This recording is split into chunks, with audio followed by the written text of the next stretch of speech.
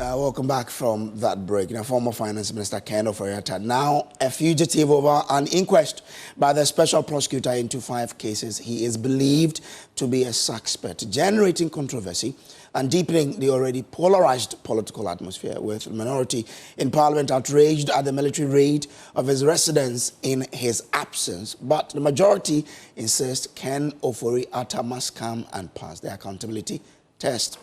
There's other related issues to digest this morning here on the show. And in studio already, as I've said, Al-Hassan Soyini is Member of Parliament for Tamale North, is Deputy Minister Designate for Roads and Highways. Honorable, good morning. Good morning, my brother. Good? I'm terrific, thank you. Hope you're well too. I'm well. Thank you, thank you. We also have Dr. Stephen Amwa, popularly known as Stika. He's Member of Parliament for Nshayaso and a former Deputy Finance Minister, a former Deputy Trades Minister, right? Yeah. Good morning. Good morning, sir. And welcome. Thank you. Great. Now, so there are a lot of areas we're looking at, but let's start with the OSP's take on the former Finance Minister. He left before Stika was there, but again, he worked in the same government, so he probably knows him.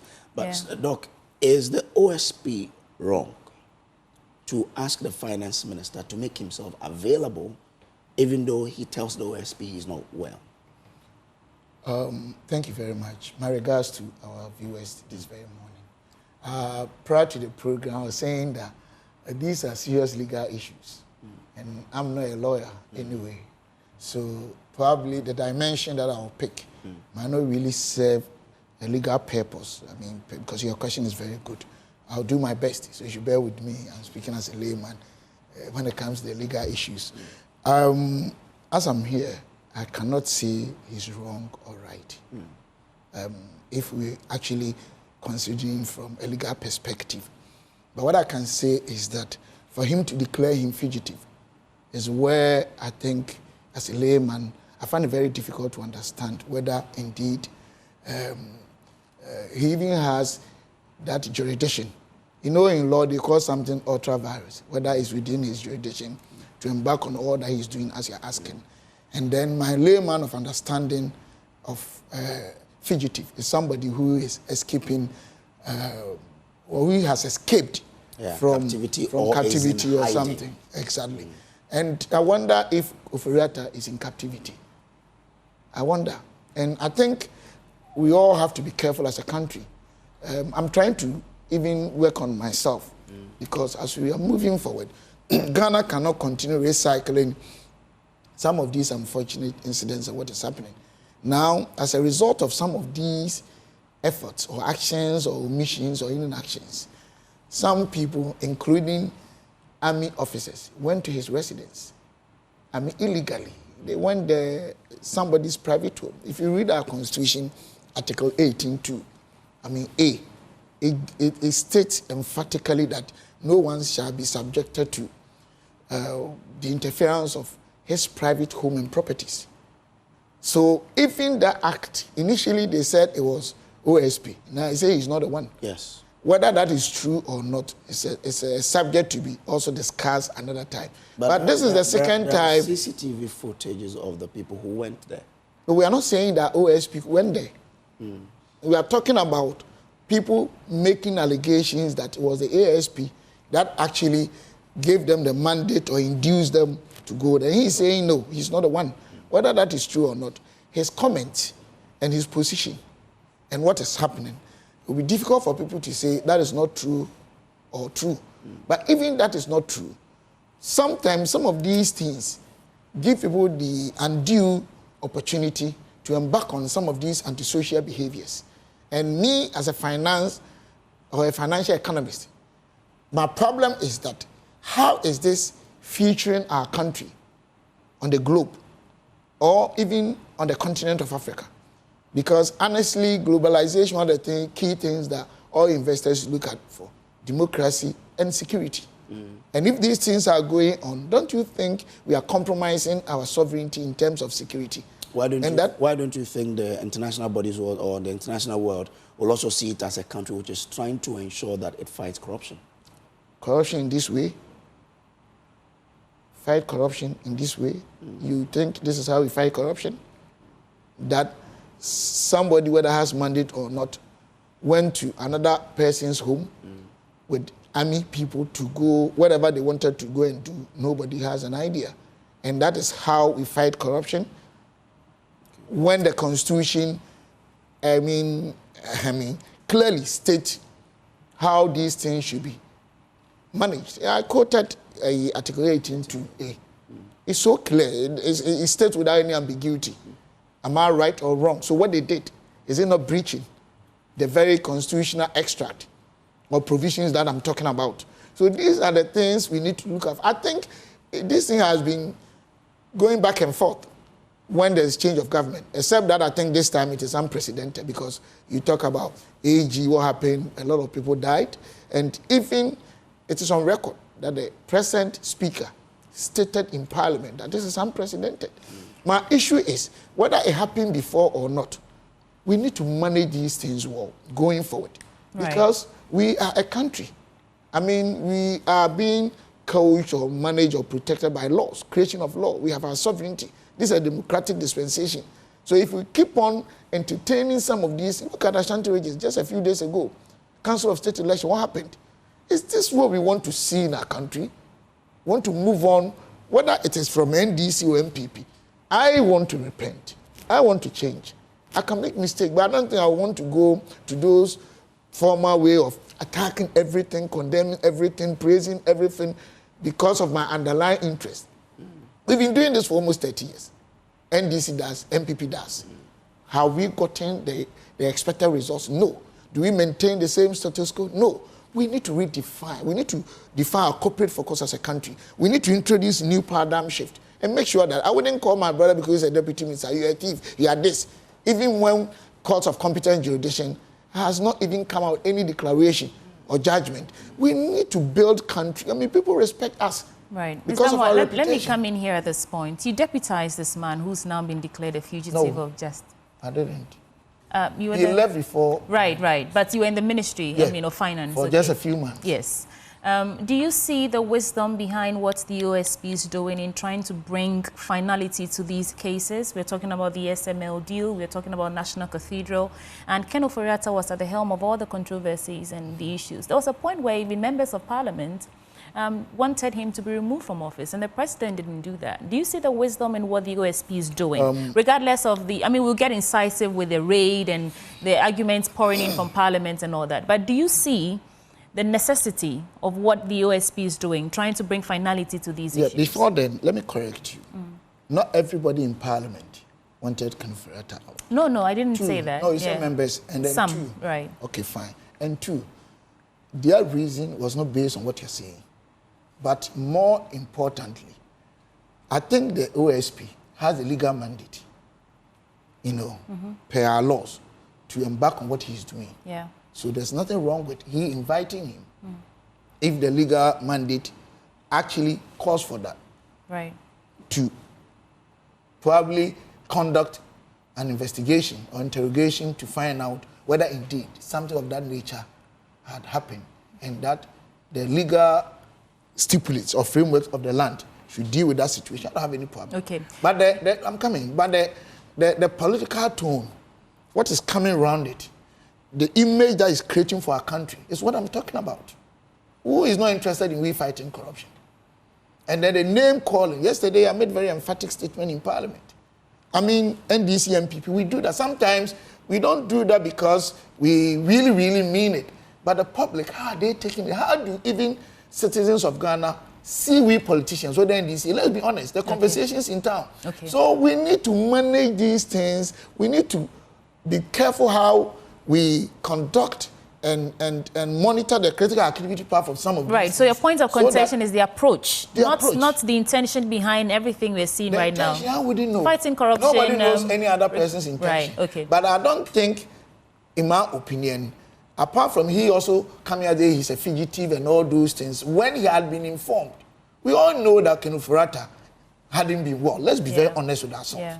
So sometimes, even the ethical values of your outfit is very important. Right. Some of these comments. Okay. This is all that we are talking about. Let's give the I'll let baton I'll ask him come in. But Doc, the OSP says we understand that you're not well, But can you give us a definite period? You can come in, answer questions, and go back.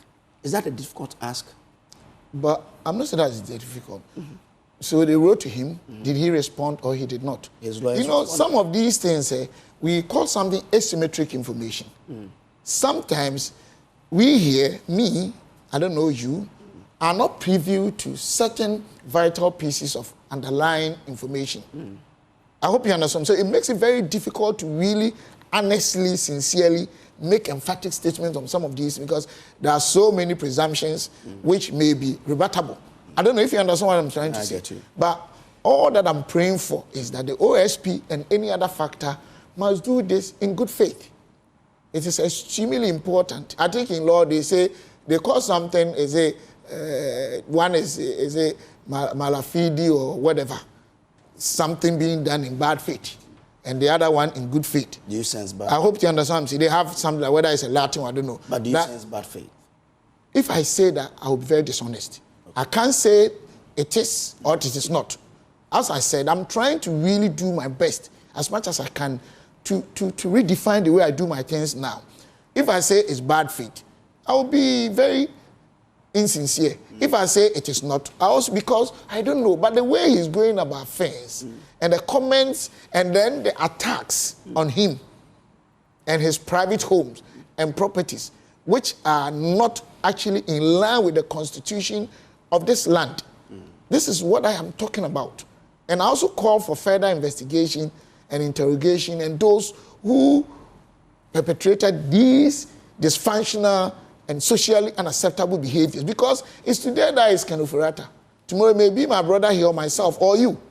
So we need to make sure that as a country, we create a platform that will give every Tom, Dick, and Harry, it doesn't matter your position along the social stratification, the right to enjoy equality as enshrined in Article 17 of our Constitution. This is what I'm calling for. Okay, all right. Honorable. Yes, very. Good morning to you, good morning to Sweden, and good morning to my colleague, Dr. Sticker, and to our viewers, especially the very good people of the Tamale North constituency.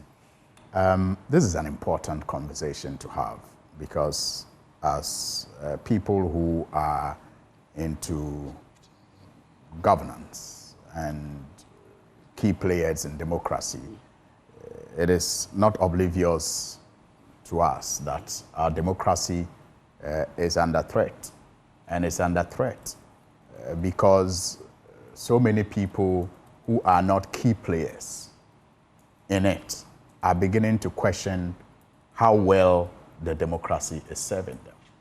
And these questions are motivated in most cases by what they consider to be acts of corruption and malfeasance by people who are privileged to be key players in the governance architecture. And that is why it is important for us to have conversations such as the one that the OSP raised yesterday. It is how we deal with such issues that will engender the confidence needed to keep our democracy alive and to engender the support that it needs to stay alive. And as it is often said, the worst form of democracy is always better than the best form of dictatorship. But you cannot continue repeating that if you are not making efforts to let people see the best form of democracy. And one of the best ways we can do that is to throw the light on issues of corruption. And when we do that, it is not to say that the people who are involved are necessarily corrupt. It is to put all of us at ease as to what exactly went on. In the case of the National Cathedral, it is very difficult now to convince anybody in this country and anywhere in the world that some malfeasance didn't take place. It's very difficult. Now, it is important to investigate it and find out if indeed malfeasance took place, and if it did, who was responsible and who could have stopped it and didn't, and who benefited from it. And take necessary steps to exact some punishment which will, in the long run, engender confidence in the general public that indeed our governance system is working in our interest.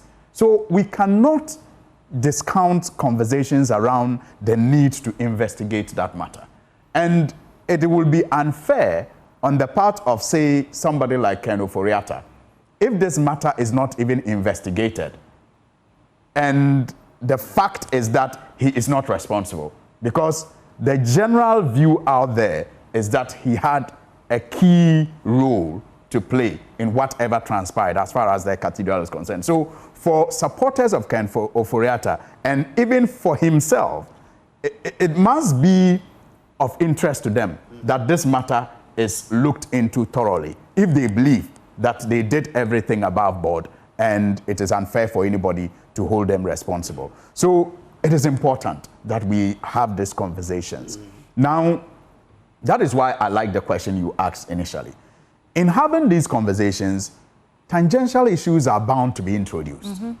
But we must make the conscious effort not to allow those to take the center stage, but to encourage the right steps to be taken, so that at the end of the day, the institution of the OSP, the country Ghana, the citizens themselves feel better served.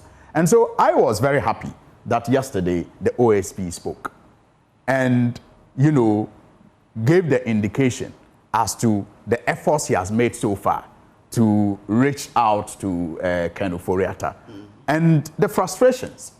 And you cannot blame him, because you see... But Anderson, yes. I mean, looking at where we are in a technological world, right? Right. If the man says, I am not well, assuming it is true, can't we use any technological means to elicit these answers that we want from him, wherever he is? So that is why this conversation is important, because when this conversation started yesterday, we were shown letters that Ken Ofori-Atta even sent to the Chief of Staff. Letters that may not have been available to the OSP. And so you cannot blame the OSP if he thinks otherwise. Again, the information the OSP has is what he will work with. And if based on what his lawyers, Ken Ofori-Atta's lawyers came to tell him, he was not satisfied, he had every right to feel frustrated and to express same, like he did yesterday. And if the lawyers offered that, we are yet to know. If they offered the solution that you are suggesting, we are yet to know. If they offered that, look, our client is unable to come as you insist, but he's ready to avail himself through any technological platform. We don't know if the lawyers made that offer. Well, I didn't see that. Yes, and if the OSP turned it down, we don't know. But if they didn't make that offer, you cannot blame the OSP for the way he reacted. So I think that it is important that we put these tangential issues aside and focus on the most important issue of accountability, of transparency, of getting to the bottom of all these cases that we are all convinced in our minds, had some, semblance of malfeasance and corruption. It is important that we bring closure to these issues. As for the political talk, I think that it will not stop when these issues come up, because corruption in itself, especially relating to the work of the OSP, is a politically related matter. And so you will have people go back and forth as to what happened in the past, what is happening now. But I was very uncomfortable when it was revealed that the OSP was not behind the raid. I was trying to get a better word instead of raid, because raid connotes something more drastic and draconian. But I was very uncomfortable with that exercise, however you describe it, especially when the OSP indicated that he was not behind it. And again, you can forgive him to think that this was an attempt to make him look bad and to interrupt or to mess up with the investigation that he was carrying out. Can you really forgive him when he says it is a staged thing, or one that is intended to sort of an imposter action. So my view, when he does not have the my view, facts. yes, my view, Brace, is that he perhaps was hasty. On that note, in his conclusion, he was hasty, but I can't blame him because I do not know what other things may have happened, based on the interactions he has had with Ken Ofori-Atta and his lawyers. You see, sometimes the interaction you have with somebody, their responses and the way they react to your, engagement can make you rush into conclusions when other things are happening, and you may be forgiven to think that it is part of what they may have already been saying to you or doing to you. So I'm unable to condemn him, but just to say that based on more information that we have received, perhaps it was hasty for him to have concluded that this was staged by Ken Ofori-Atta just to interrupt with his investigations. It was a hasty, conclusion to have arrived at. I am not comfortable that this other but you see, that's the problem with the state. It's so big and it's like an octopus. And so you can only know what you are responsible for and in charge of. Right. But other agencies may also be playing other roles that are related to what you are doing. And so sometimes it is important to sit back and be sure that those roles that other agencies are playing are not intended to sabotage yours, but perhaps to complement yours. Talking about sabotaging, and I like that you said the crux of the matter should not, be forgotten, that we are just trying to bring some finality to these corruption-related cases. And the Office of the Special Prosecutor, in fact, they haven't made any prosecution, not even one yet. So I guess that's why those who oppose what's happening right now will say, why now? Why do you think that is a political witch hunt or just a vendetta against the former finance minister? Given the opportunity, how do you then explain or convince people that the timing is just a luckless coincidence, like you said yesterday, and not just because a new administration is in office, they're using this as an opportunity to witch hunt? Well, I don't think it would be fair to say that no prosecutions have taken place since the office of the OSP. Because you recall, I mean, his popular, my tree is very bad, Ankwanuma, song, you recall. Okay. And it was as a result of frustrations that he had faced, when he engaged in some prosecutions in the courts. So this is not the first time that he's actually engaging in prosecuting any government official. There have been many other prosecutions in the past. And this may be the first since the new government took over. But it's just one of many that he has already engaged in. And we are hoping that, the frustrations that he faced in the past, he will not face same now. And that is why I don't want us to dwell too much on the tangentials. That will take away the essence of what the OSP is supposed to do. Because when we concentrate on the tangentials, we may just end up throwing the baby away with the bath. But that was what the arguments that were pouring in Parliament yesterday were about, the tangentials. One party saying that, come and protect ourselves because we are politicians, we are, government officials. The other party saying that, well, if we are protecting ourselves, how do we hold leaders accountable? Absolutely. And that's a very important conversation for the Ghanaian, because we are watching all this unfold and it's taxpayers' money is involved. So really, how do you reconcile both arguments? You see, that's why I said earlier that when it comes to the political arguments, you cannot take it away from corruption-related cases, especially when politicians are involved in it. And yesterday, I was very uncomfortable when I monitored the discussion that took place in Parliament. I was engaged elsewhere with other equally important issues, but I kept my ear to the ground and I was monitoring what was happening. And I was very, very happy, first of all, when the majority leader cautioned that this matter was so important and it did not have to be introduced onto the floor of Parliament, because the floor of Parliament is a political floor. And so you are not going to have, a conversation there that will be devoid of political sentiments. Not a national floor? It is a national floor to discuss political issues and to discuss so in a partisan manner. And so you need to understand that, yes, the national interests in some cases, are tainted by partisan colors. Because you see, the way I look at an issue as a national interest will be based on my ideology. Center left, center right, it's always shaped by that. And so it was important that, you know, it was not discussed, especially at the time, you know, that the investigators were doing their work. Again, I was very, very excited when, at the end of the conversation, the majority leader again raised a very important matter, because when I was listening to the conversation, I got uncomfortable. I, for a moment, you know, took myself out of the political position that I occupy.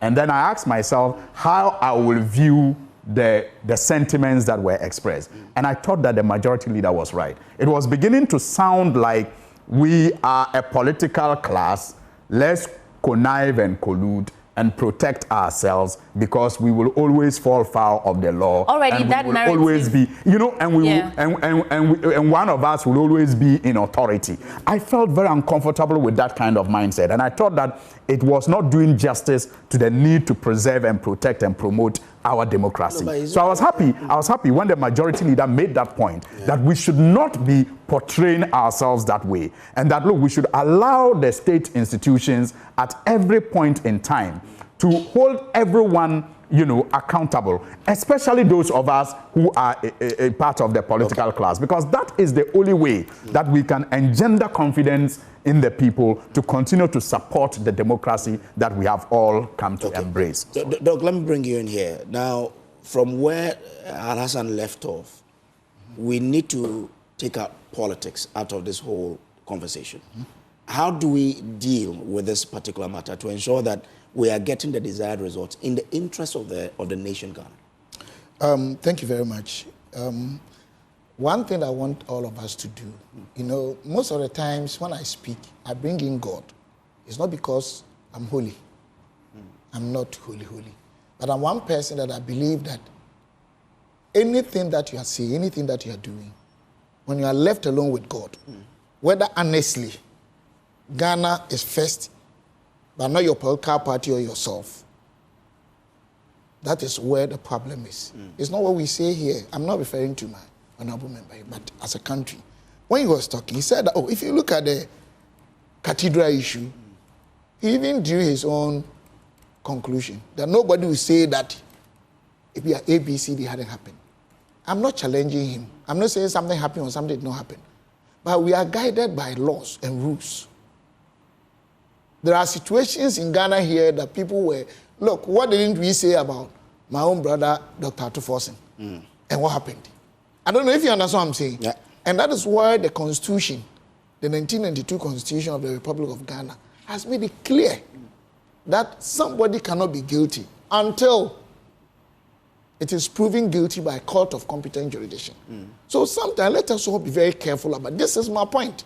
If we really want to do without politics, then we need to go by the stipulates of the law. Two. But I'm coming. Yeah, I will let you go there. Okay. But on the case of the National Cathedral, how can you justify the expenditure? I'm not. I'm not justifying. No, I know you're not justifying, but I'm saying based on his points and your point as well. I mean, we were made to understand that it wasn't a state-funded project, and that the state was going to only provide a foundation, sort of support for the project. But we ended up spending the taxpayers' monies on this project. Isn't it then right for someone to question that, why did you do this when we were made to understand that we were not going to spend our money on the project? Boss, I'm not talking against the questioning of the project. If you heard me right, anybody has a right as per what you're talking about. But for you to draw inferences, infer, that per all those pieces of information, this has happened, it's not in line with our law. That's what I want to say. Because even here, God forbid, if you even stab me here and I die and the cameras are here, one cannot conclude that you're a murderer. That is what the law says. Unless we don't want to go by our legal stipulate.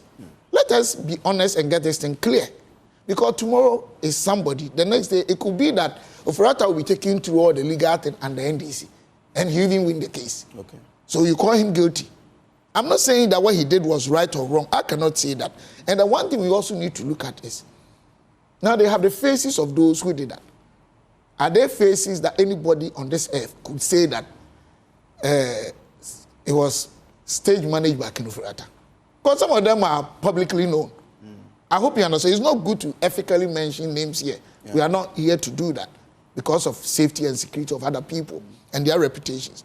And then one aspect, the fact that we don't have to say we are a political class.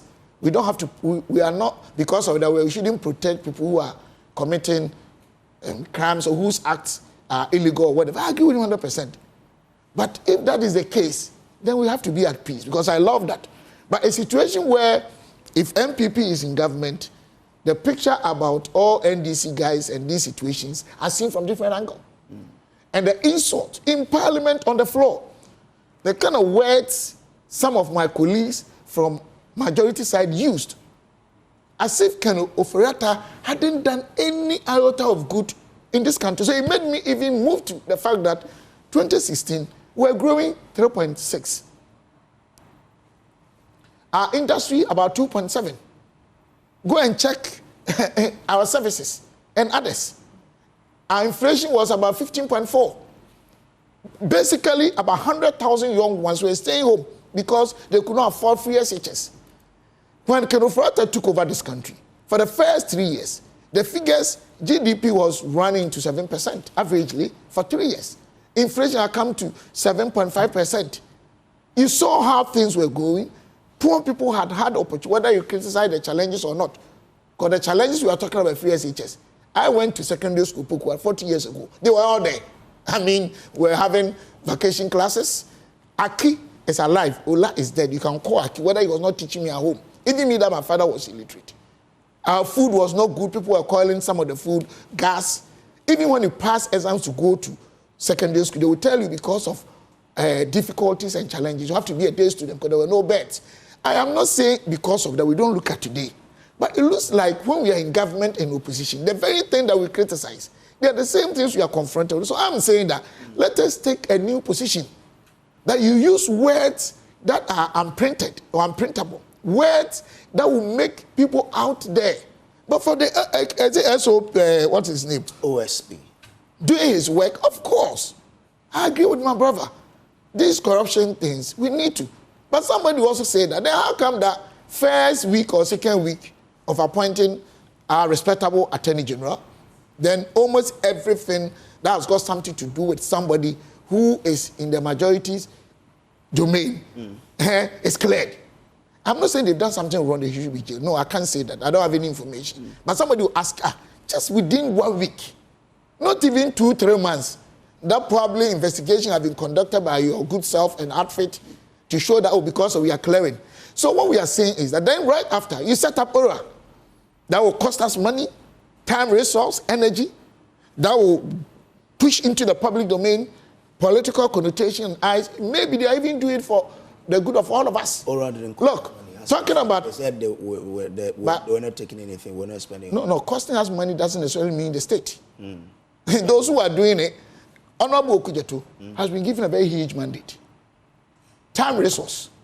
Me, I'm a finance person, I'm an investment person. So even qualitative issues are translated into monetary issues. Maybe some of the times you'd have been at the ministry conducting statement. This one is also stating you use that time you can. I'm talking about that detailed work as an actuarial science person. But they did the work. I'm coming. Before he was appointed. So they didn't spend anything. No, boss. Let us not dwell on. Let us not dwell on. In fact, the important aspect is that you clear people within 1 week and you set up another body to investigate for the same purposes. But ORA was set up prior to the appointment of the AG. So was that what? ORA was set up prior to the appointment of the AG. But we set that up and then we clear others. Why then didn't you wait for even the same ORA to take up those who were clearing to come out with their findings and say that, because of this, we have to clear them? But these ones were cases that were prosecuted in court already. And then, so based on the court findings, they cleared them. Is that what you want to say? Okay, so well, let me give you the reasoning that... It looks like for me, you don't even let me talk. You are doing one-on-one with me. No. Let me give you the reasoning that the AG has given. The AG says, example, for... he gave ethical and professional concerns. He could not, in good conscience, continue... ethical and professional concerns? Yes. And what were the backing laws? He says, particularly Republic versus Kesela Tufosen and Republic versus Ofosu Ampofo, as he had previously been involved as counsel. He maintained his view that these cases were politically motivated. To the defective charges and lack of merit. Some charges, such as those in Republic vs. Collins Dowda, lacked clarity and failed to account for key financial transactions, making them legally unsound. So he gave reasons for his actions. And let me just add this one. No, he said that it is important. Doc, hold on a second. It's important to highlight the fact that in most of the cases in which I have terminated proceedings, the conduct of some of the individual judges left much to be desired. Which of them? Well, he... So which of them? He spoke about. So he spoke at length. And what have you giving seen? you more to you consider. Yourself, he is NDC appointee. They are in government. He is saying this to listen. Don't get me. Most of them are my friends. I've never me at Forson's case. I was on Joy here, condemning it. I'm not. I don't do. Maybe the way people see, I'm different. I don't do politics that strong.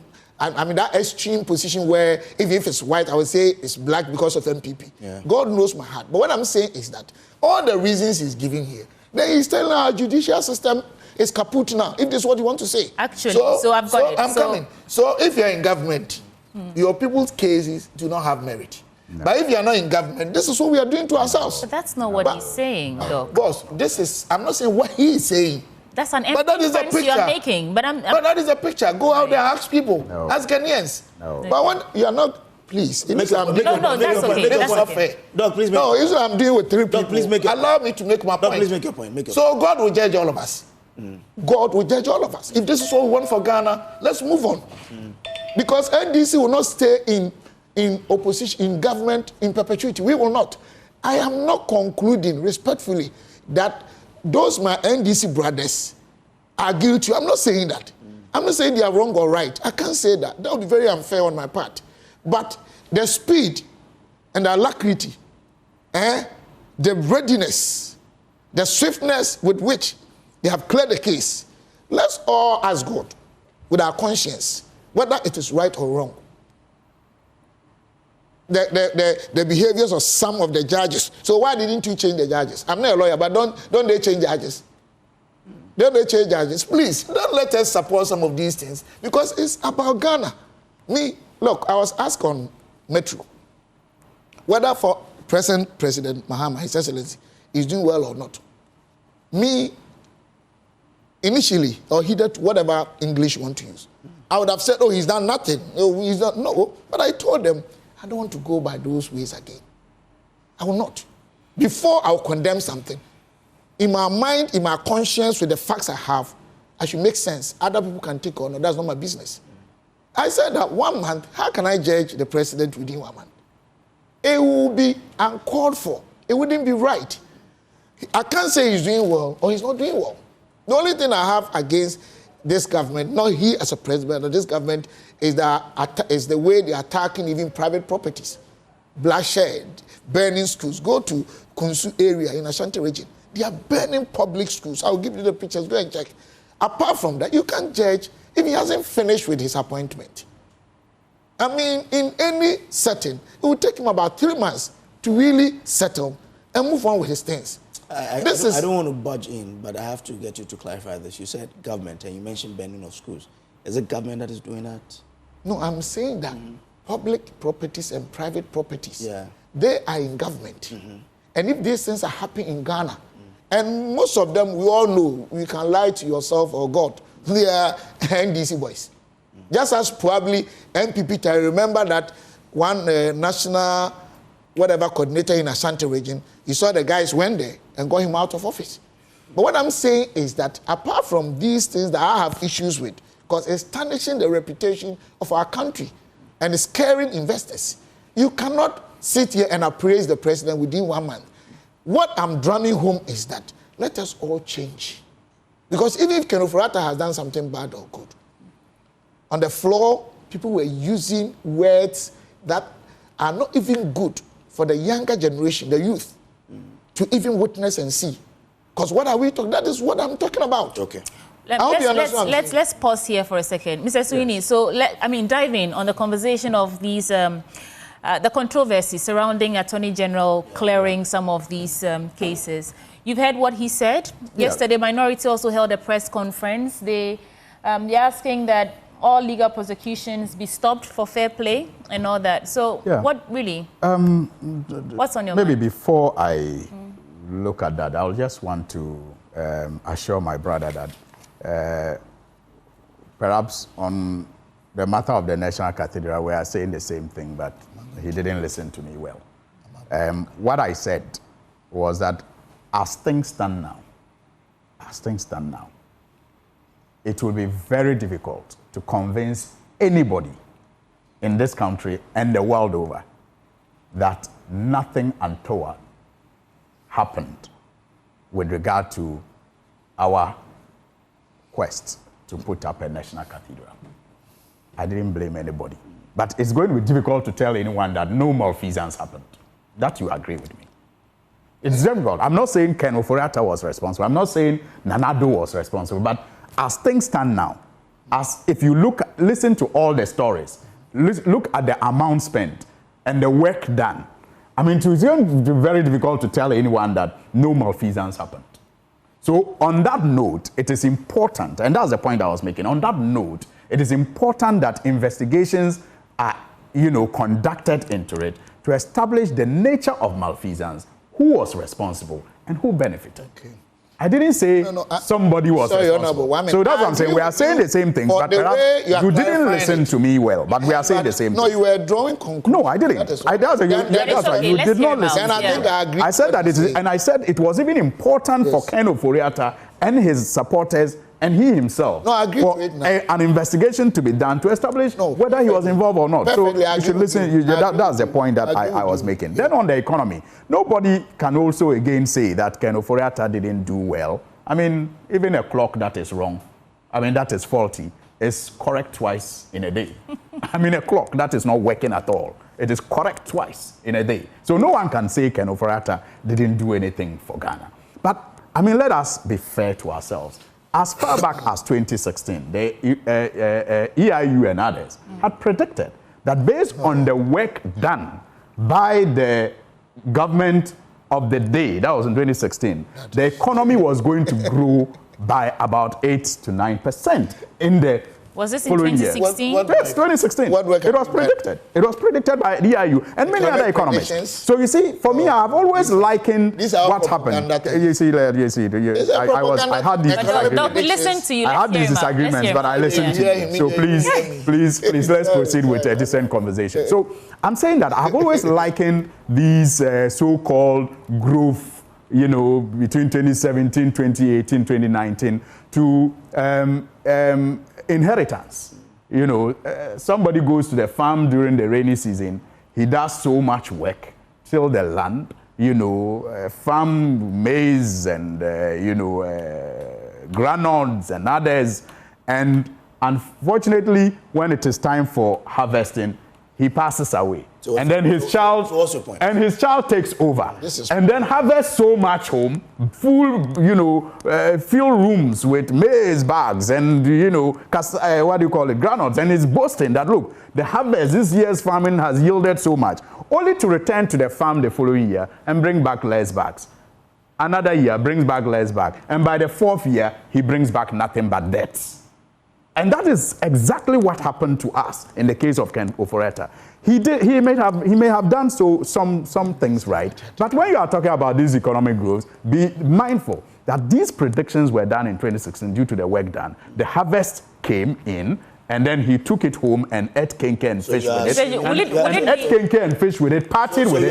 But by the time his work, the results of his true work, was to show, we all saw. Please, would it be disingenuous we all saw if the NPP takes credit for whatever growth we see in this year and next year because they have tilled the land, planted the seeds, and everything? I've always said that some of the problems we have in this country is that when we are having national conversations, we don't differentiate between similar and the same. Things that are similar are not the same. Yes, NDC may have taken over. If the context of the growth, I'm telling you that the predictions by the EIU, and you can Google and read it, was that we had done some work in the oil sector, in the other. So you need to contextualize it. If there's growth next year, if there's growth by the end of the year, what is the cause of that growth? Is it as a result of work that was done by Nanado? I will not challenge it if you relate it that way. But context is very important. And I'm not here to take credit from the MPP government if there's growth next year and the growth is directly attributed to the work that they did in 2024. And on free SHS, I think that, and I'm coming to Dominic Ayini's press conference yesterday. I'm coming there. On the free SHS, look, there was just one difference between the NDC and the MPP. From 2016, it has been so. In fact, from 2012, it's been so. The only difference has been that let's do this progressively because as we do it, then we can solve the challenges. The fact that he doesn't like what I'm saying doesn't mean I should move back. It doesn't mean I should move back. But you see, yes, I'm saying with you. I'm saying with you. I'm saying with you. The point is that if we sway in, but he brought it up, and I just thought that I should clarify it. Yeah, he did. He brought it up, and I just thought I should clarify that. Look, there has never really been any difference. As a member of the NDC, I feel very vindicated. Because you see, all the problems that we predicted, for which we did not want to rush the implementation, have come to pass. Such as? The congestions, the lack of proper, meals for the students, the quality that has gone down, they have all come. And it was the reason why the NDC didn't think that rushing it was a good idea. And so for me as a member of the NDC, I feel very vindicated. And that is why it's important for us to have this national conversation, to see how we can, proceed with the program. Because like President Mahama said, there's no rolling back. There's no need for us to go back. But we need to confront the challenges as they have, come to haunt us all. Now, I don't think that my brother has taken his time to listen to the Attorney General or even to read, his presentation yesterday. And he maybe in Parliament, he may have interacted with Honorable Dominic Ayini. He's a man of integrity. I mean, he's one person that you can be rest assured that he will not play politics with legal issues, because he's always said that first and foremost, he was a lawyer before he became a politician, a distinguished lawyer at that. And there is no way he's going to compromise his legal integrity and the image he has, created for himself over the years, just for political reasons. And so I was very excited listening to him yesterday. And later, I took my time to read his presentation. And he said, look, even though the theory is that the Attorney General does not have to explain reasons why he files a nolle prosequi, he disagrees, because as Attorney General, his only client is the people of Ghana. And that as a lawyer, when you are going to advise your client to discontinue with a trial, you are required to explain to your client why you should discontinue. And if his only client is the people of Ghana, then he thinks that it is a responsibility for him to explain to the people. But is that not reactive? Because he had cleared these people, reactions were pouring in about explanation, details before he held that press conference. But you see, in the past, people filed nolle prosequi. Attorney General filed nolle prosequi. People, reacted the same way. I get but they didn't bother. I'm getting there. Would it have helped if the Attorney General had allowed these matters, because of how long they have traveled, to allow the court to have their say, come to a conclusion, whether they will be acquitted or not? Then the state, all of us... Again, listen to him. That's why I'm saying that the man is a man of integrity. He's not pretentious. He doesn't want to pretend about it. So he tells you, for example, that I was a lawyer. Counsel. I was counsel to this person. Yeah. These were the arguments I proffered. And those arguments were grounded in law. And I cannot go against those arguments today, but simply because I'm appointed AG. He should allow his deputy AG to do it. No, he disagreed with his deputy AG then when he was counsel to the people. And the deputy AG can only go to court on his say-so. So he cannot pretend about it. He doesn't want to pretend. So he's being very candid with the people of Ghana. He's saying that, look, I think that these were trump-up charges, these were political charges. I had evidence to back it, and he cited some of the reasons. I mean, for example, in the Atuforson's the ambulance he case. talked about the mistrial that he thought that the judge should have even ruled on, because clearly we all saw how the former AG interfered with the witness. And legal jurisprudence, any lawyer will tell you that that was a classical reason for a mistrial to have taken place, but it didn't. So, and he still feels strongly that it was a needless case. Then he talked about, you know, how some of the evidence for the other trials didn't add up. Okay. You know, and he for example, and look, it's commonsensical. Okay. He says that you charge a man of a 200 million Ghana loss to the state. That the man caused 200 million Ghana cedis loss. But in your evidence, you present Sagleme housing, which was built by part of the 200 million. You also have evidence that other ministers paid about $5 million and not him. So in his view, and in the view of the law, and when you are doing criminal cases, the person, the accused, must always know his exact crime so that he can prepare his defense. So if you are charging him of $200 million loss, and yet in your own case, part of the 200 million is there, not as a loss, and even if it is a loss, not attributed to him, like the $5 million. How do you sustain that charge?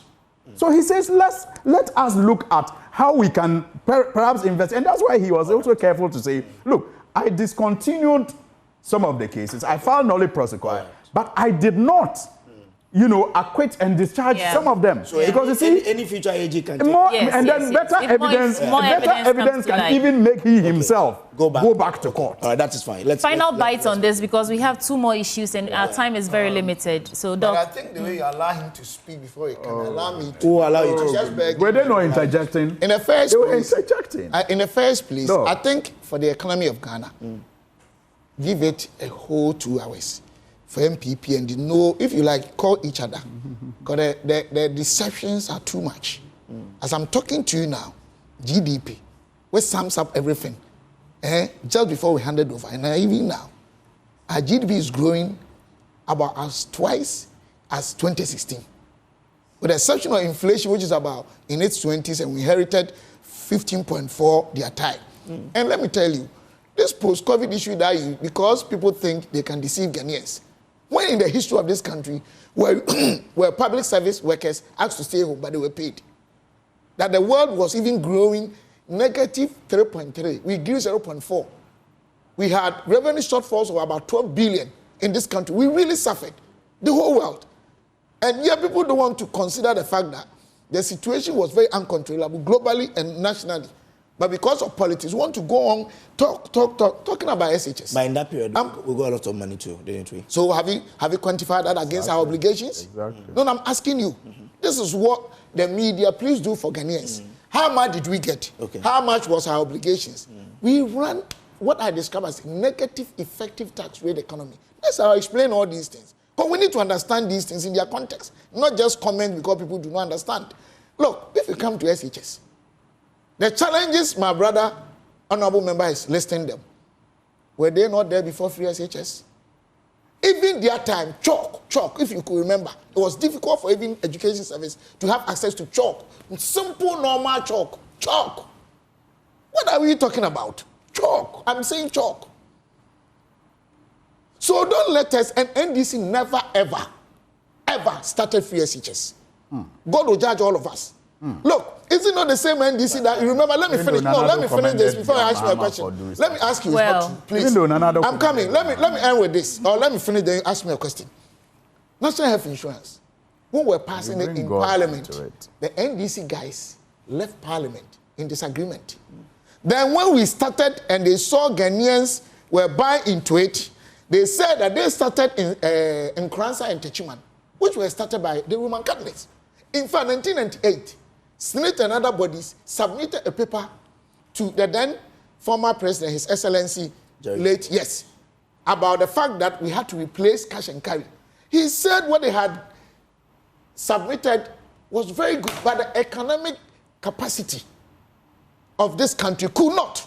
You see, when the NDC guy realized that they were attacking free SHS, you all saw it in this country. But when they realized that the Ghanaians were kind of buying into it and was giving MPP more goodwill and political leverage and capital, then they wanted to be very smart and cunning. And they're like, oh, we started free SHS.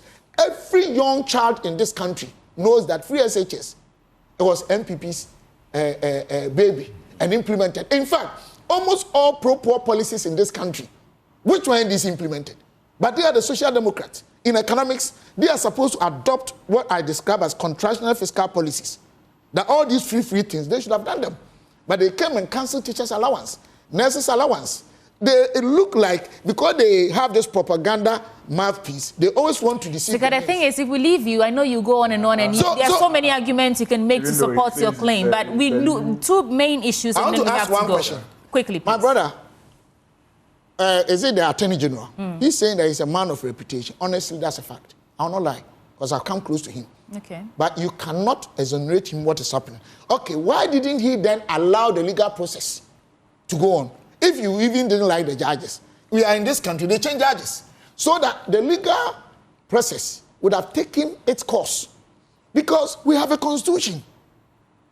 We have separations of powers. In fact, among the three, the one whose sovereignty in terms of limitation, or unlimited whatever, stand tall, is the judiciary. No, it's the constitution which gives that thing to the judiciary. Even the executive and the legislature, ours is not like the UK one. It's quite limited. So I understand maybe he has information that we don't have, which could warrant this. For Ghanaians to have confidence in this government and in him and his outfit, he should have made the court and the judicial processes continue to the end that we know that, oh, these people are cleared. That is all. Right. But if you say that, I will leave it. If another person can continue. No. But how should he didn't say that. Oh, but we concluded with that here. But how should he have progressed on the ones that he said, I have been a counsel in these cases before? And therefore, as AG, I can also go against an argument that I have put forth before. How was he supposed to have dealt before with? You ended this, you and my brother here made us aware, Ghanaians are watching. I'm not saying you were wrong, that, the way it is, he might have even had further information and resurrect the case. Or another AG can come and resolve it. He said it. Now I'm saying that all these things are options. Say that. These are our analysis. Okay, so fine. Don't say that He didn't say that. Let me finish. I agree. Okay. But what I'm saying is, if these are all analysis from relevant stakeholders from us and for the entire Ghanaian community, why didn't let the case continue? Right now, even between me and him, that we are in opposition. We are in opposition, in government, and we have different ideologies. Not in opposition. Sorry. we are having different political ideologies and fraternities. Because of our relationship, beyond this debate, if I am Attorney General and I'm handling his case, I may be, I don't want to continue. So the man might have had all the whatever in this world. He works with authority. He works with people who could influence him. He may be right or wrong. Exactly. He said he consulted widely a number of people. For him to terminate, is it agreeing well for the democracy of this country? That the same party's Attorney General kind of exonerating and terminating cases against his own people. Okay. I think it raises a lot of concern. No, wait, let me, on the issue of the judges, I think it's important we put it raises a lot of concerns. Okay. I'm coming, Doc. I think that, look, where our time is, or we're just wrapping up. But let's deal with the revocation of let's do the economy. The revocation of the employment. Let me give you 2 minutes on it. You will also take 2 minutes and there we go. But then let me come in and then I will do it. Well, you have 2 minutes, so you can choose to use that. I just wanted to respond to something that he said, then I can use the other minute to comment on the revocation. So you said I should talk. No, that's why let him do. You take your 2 minutes. You see, it's important that we put this across so that it doesn't look like the Attorney General accused the judges for no reason. I mean, he gave specific, instances. For example, in the Opuni case, he says that somebody was accused of perjury. Perjury. And it was clear that the perjury judge would have had no reason not to rule in favor of the accused, in this case Opuni, because the evidence was so telling, and he pointed to the evidence, because he said one thing and then said another, and the investigations corroborated the first thing he said, which was the truth and the lie. Then the judge decided that he will rule on the perjury case after the substantive matter. I mean, look, somebody takes you to court and accuses you of murder and brings Brace as his witness. And Brace confirms that you are a murderer. But in the process, your lawyer points out that Brace is a liar, and there's evidence that he is a liar. And the judge says, oh, I will determine whether he's a liar or not after I sentence you for the murder. On the revocation. That is simply unreasonable. That is untenable. Right. That is what the Attorney General was saying. It was as if it was staged. So you go to jail first. When you go to jail, when we later prove that he's a liar, you come out. Okay. I mean, what justice does it serve? And that is why he thought that some of the judges were not, being fair. On the revocation. You've used your entire 2 minutes on this. Well, on the revocation, I don't even have much to say. I don't even have much to say. So the chief of staff is working according to the script that all political leaders have worked with in this country every time there's a change of government. Is the script. All right. And it is for fairness. All right, great. Let me tell you, I condemn what is happening. It is not in good faith. It is not supporting democracy. Has it ever been? It's destroying Ghana, and it must not be continued. In the first place, his own brother and my own brother, Honorable Agbana, in Parliament, ask him. He always praises me. Always. Ask him. When I was appointed as CEO, I never sacked any NDC guy. In fact, he was even scared because of his political nature, and came to my office, Chief, I know we'll be sacked, so I want to go. I said, no, my brother, I will not do that. If people do that, it is wrong. Stay. If you now stay and you want to go one day, you can go. We shouldn't entertain these things. Two, even if it is a precedent which breaches the human rights laws or fundamental human rights of Ghanaians and our constitutional laws, why did you people sink or the Asempa Neba? Why did you sink new NDC?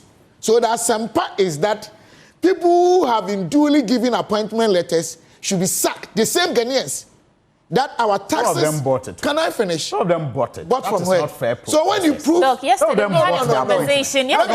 We spoke to the Minister of Some of them will sell the case to court. Some of them. How can you sell appointments to people? So that's not fair process. What you're talking about? What shows? Where is the evidence? Well, where is the evidence? If you open your phone lines now, people will text you. Oh, how? I've challenged another station like this before, and the evidence came. The time is up. I have challenged another station like this before, and the evidence came. Yeah, allow him. Paid for those appointments. That's not fair process. That Asempa is the Asempa. To ensure that people don't pay for appointments. Allow him. The process will be now. The point I'm making is that when I got the opportunity, I didn't go that way. Which is good. And there's evidence. And commendable. And today I'm saying that whether NDC did, MPP did, NDC did, MPP did, and the country is not moving forward, do we keep on entertaining these things? That is the question. So I am saying that as a country, we need to redefine our corporate focus. God knows my heart is not because MPP is in opposition or whatever. Definitely one day there will be power change. Okay. I will not advocate for these dysfunctional behavior because they are dysfunctional to the performance of our republic. And it's not arguing well for the good people of this country. Okay. It's not good. That is why this issue about, I'm ending with this free SHS. We should go like those who are on top of our social, on our social stratification should rather be allowed to be paid. Okay. Not that it's not good. Do you know why it will not work? Even the scholarship scheme, when MPP guys are in power, about 90% the MPP boys. When the NDC guys are in power, 90% will be NDC boys. Unfortunately, so these are some of the that's all that time will allow we need us to look at. Those who join us for the conversation this morning. Al-Hassan Suini is the Member of Parliament for Tamale North and Deputy Minister Designate for Roads and Highways. We also have Dr. Stephen Amwa, Member of Parliament for Inshaiso and former Deputy Minister of Finance. Thank you all so much for joining us. But there's a lot more coming your way on the AM show. We'll be right back.